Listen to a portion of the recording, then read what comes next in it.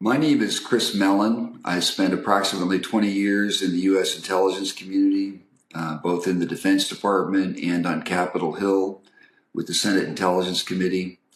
The other day, I had the opportunity to see the new UAP documentary, Age of Disclosure, and after reflecting on it, I prepared a few remarks that I hope will be of assistance to Congress.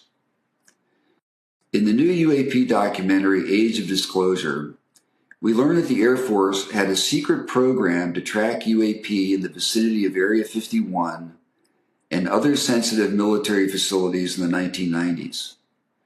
This report comes from none other than General James Clapper, former Director of U.S. Air Force Intelligence and former Director of National Intelligence. Does that secret Air Force UAP program continue to this day? Where is the data? What did the Air Force learn? Moreover, why is it that when Congress asked the services for UAP information in their possession in the 2020 Intelligence Authorization Bill, the Air Force denied having any pertinent information other than a handful of very recent innocuous reports submitted after DoD guidance was finally issued in 2020, requiring all military components to report UAP sightings? In my view, the Air Force brass treat Congress with contempt, even if not in a strictly illegal manner. I also believe that the secret Air Force UAP program described by General Clapper, or another like it, remains quietly active behind the scenes.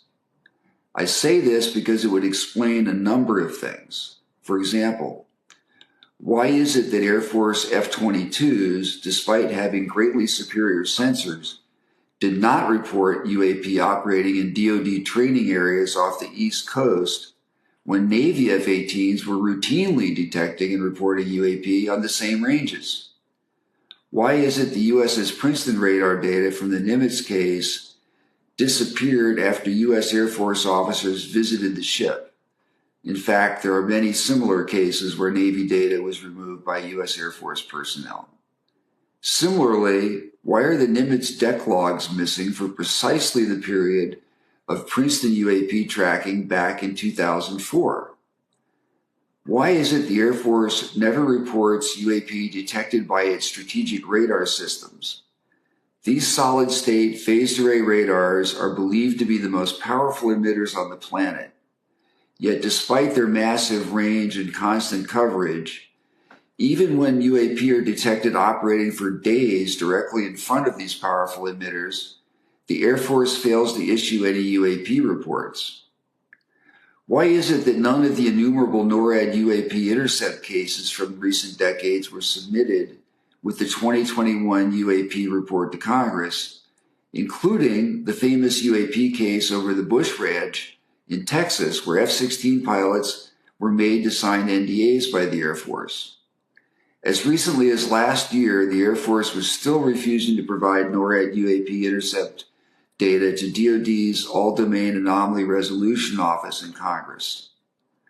Why are there no reports of UAP in space despite a massive U.S. Air Force space surveillance capability? Why is it that the Air Force seized Navy sonar data obtained after an encounter by a U.S. nuclear submarine with an underwater UAP?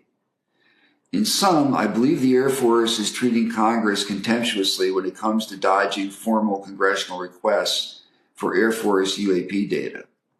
It seems likely the Air Force has either carefully marshaled all of its UAP data into an obscure, highly secret, quote, waived special access program that even the chair and ranking members of the intelligence committees are not cleared for, or that the Air Force is using Atomic Energy Act or other authorities to justify concealing this UAP information. For example, the Air Force might claim they are merely the executive agent for CIA or the National Nuclear Security Agency, and that reporting of this data is therefore not their responsibility. Their counterpart agency might claim the reverse, leaving Congress uninformed as the, quote, deep state exploits a fissure in the current congressional military and intelligence reporting framework. Regardless, it is time for Congress to put the Chief of Staff of the U.S. Air Force the Secretary of the Air Force, and the Director of the Air Force Office of Special Investigations under oath in a secure hearing room to get to the bottom line. Enough games. It is past time for the appropriate committees on the Hill to go directly to the source. While the Armed Services and/or DoD appropriations subcommittees confront the Air Force leadership, the intelligence committees can do their corresponding part by placing the CIA's Deputy Director for Science and Technology and Director of Operations under oath. The American people want and need the U.S. Air Force to be as effective and successful as possible in maintaining control of U.S. airspace and providing support to U.S. military personnel abroad. We now know the Air Force is failing when it comes to intercepting increasingly assertive drones and UAP operating in restricted military airspace. The evidence abounds and includes the Air Force's inability in December 23 to track or deter or intercept the numerous drones that effectively rendered the Air Combat Command at Langley, Virginia inoperable for weeks. In fact, other U.S. Air Force bases have in similar fashion had to curtail training operations the last few years due to the presence of unexplained aircraft, sometimes drones, sometimes UAP, operating in DoD airspace. UAP incursions over nuclear sites have been going on since World War II, but General Clapper's comments are the first acknowledgement of a secret U.S. Air Force UAP program operating as recently as the 1990s. Indeed, this secret program may go all the way back to the 1950s and be part of a larger ongoing program, perhaps one that includes attempts to reverse engineer recovered UAP technology. Congress clearly needs this data to assess the potential threat to the nation and the adequacy of U.S. Air Force plans and capabilities to deal with any threat.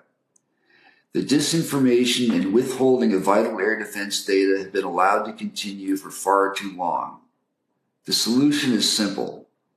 Bring the Air Force leadership to the Hill and compel them to divulge the data General Clapper referred to alongside any other pertinent UAP information that has not previously been shared with Congress. I believe this would reveal incredible, possibly even transformational video radar reports and other objective sensor data that has been hidden from the Congress, the scientific community, and the American people for decades. Since over 25 years have elapsed, the information from the 1990s should also be subject to automatic declassification. This is a huge opportunity for Congress and the public. One can only hope the committees charged with national security responsibilities will take prompt action. Thank you for considering my views.